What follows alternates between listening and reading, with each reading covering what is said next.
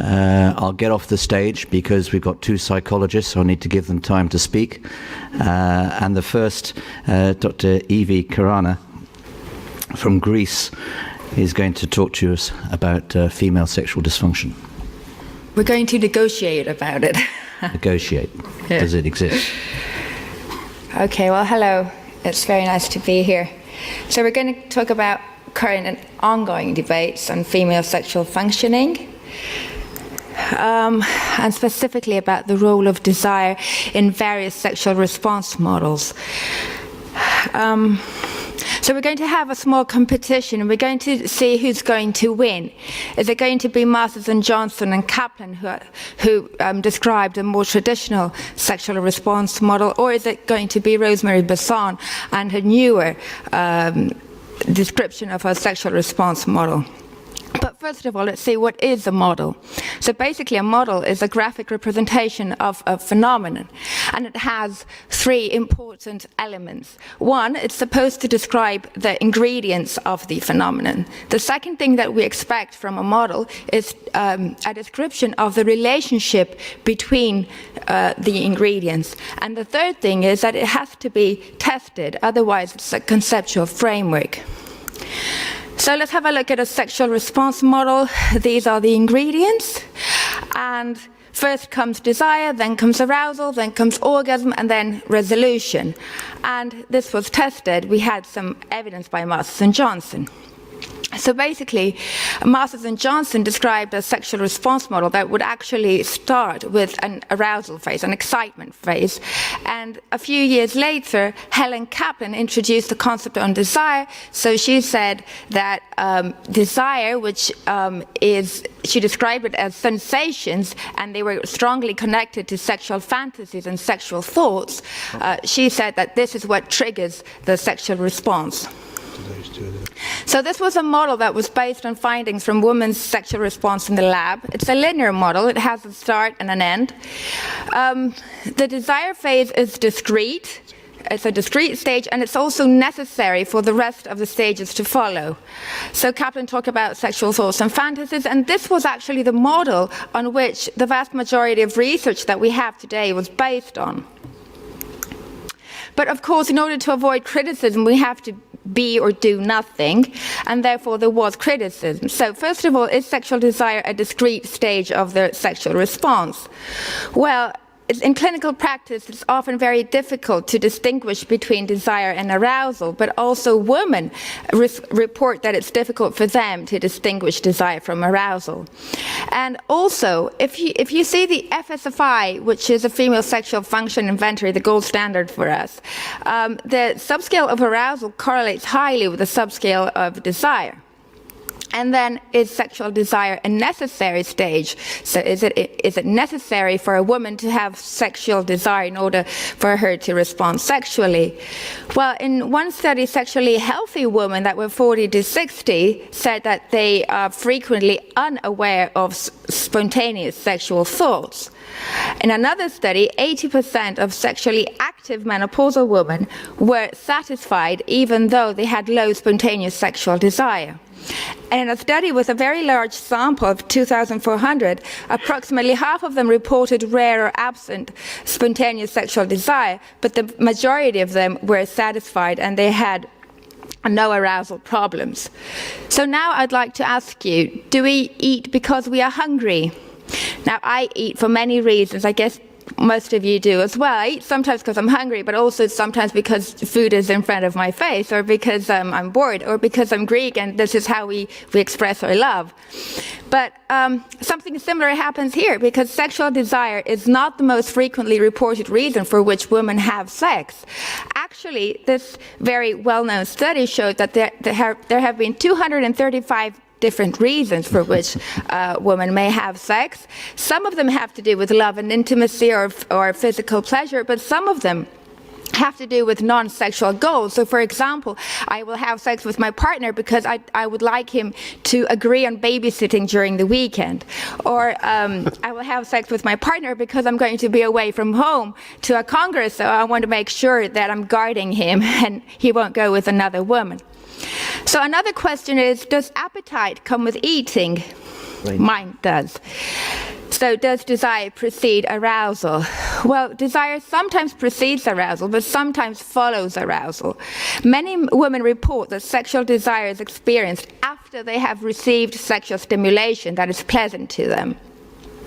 And in this study, women with and without sexual dysfunctions reported desire as a response to sexual stimuli, and this is what we call responsive sexual desire. So the basic criticism of the Masters and Johnson-Kaplan model was that sexual desire is not a discrete stage of the sexual response, it's not necessary always, and sexual desire may be experienced after a woman has received sexual stimulation. So based on this data and some more, Rosemary Basson, who was also a consultant to the American Psychiatric Association's DSM-5 committee, proposed a new model, according to which a woman can start by being neutral, but she may think of reasons. She may have some reason for which she thinks that she would like to engage in sexual activity, so some kind of motivation. And if she wants to engage, then she will be open to receive some sexual stimulation. And if this stimulation is arousing, then some arousal will come, which will be followed by more sexual arousal and desire, responsive desire.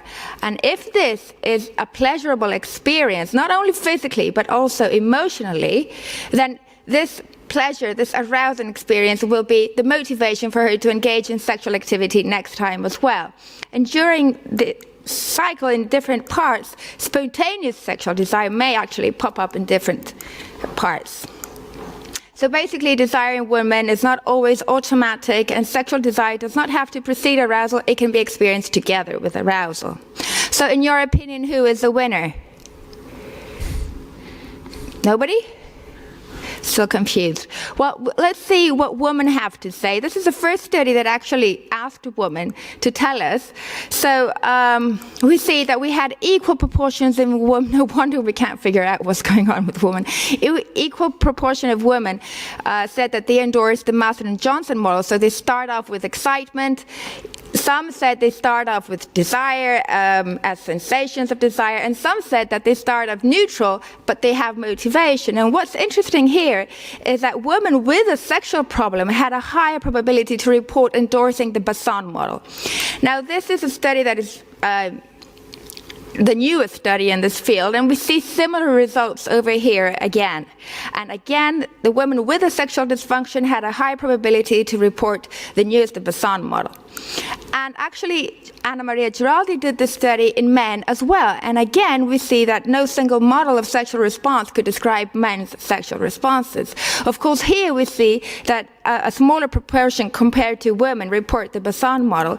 But again, men that had erectile dysfunction or were dissatisfied had a higher probability to report endorsing the Basson model. So, as you understand, all this eventually had an impact on the way we define desire and arousal. Now, until recently, we had two definitions. One was for hyperactive sexual desire disorder, and one was for female sexual arousal disorder. Now, the desire definition would focus on fantasies and a desire for sexual activity, while the female sexual arousal disorder would focus on arousal of the genitals, like lubrication and swelling. So, however, as we said before, a lot of women report having a satisfying sexual life, but they don't report sexual fantasies. And actually, sexual fantasies seem often to be a deliberate way of somebody to focus attention in order to become aroused, or not that spontaneous always. And also, decreased desire for sexual activity. Well, I think the picture says it all here. The lack of desire for sexual activity may be an indication of low sexual desire, but not necessarily.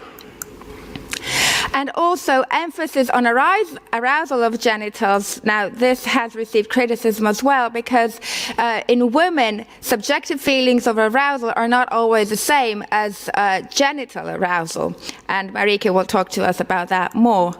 So, in the new DSM-5 came up recently, and here we have an influence of what I've told you, and we have a new clinical entity which actually combines interest and arousal. So what we see here is sexual interest arousal disorder in women. The good thing is that desire is not restricted to fantasies. It includes responsive desire, and it also includes interest in sexual activity. And also arousal is not limited to gentle arousal, but it goes on to sexual excitement and pleasure. However, on one part, the positive thing is that, at least at a symptom basis, a lot of women have both interest and arousal symptoms, so we don't have to choose one of the two disorders. But on the other hand, some of the criticism is that it seems as if we're lumping all women in one category, while some women may have only desire, only arousal problems. And at the same time that we've gotten research showing that a woman that doesn't have spontaneous desire but has responsive desire, she's normal according to a recent criteria. At the same time, we have flubanserin that has been approved by the advisory committees. We expect this to be out soon, so we have to see how this is going to be used in the future. So sexual desire is not experienced by all women in one unique way. In clinical practice, it's necessary to educate them about responsive desire and about the circularity with arousal.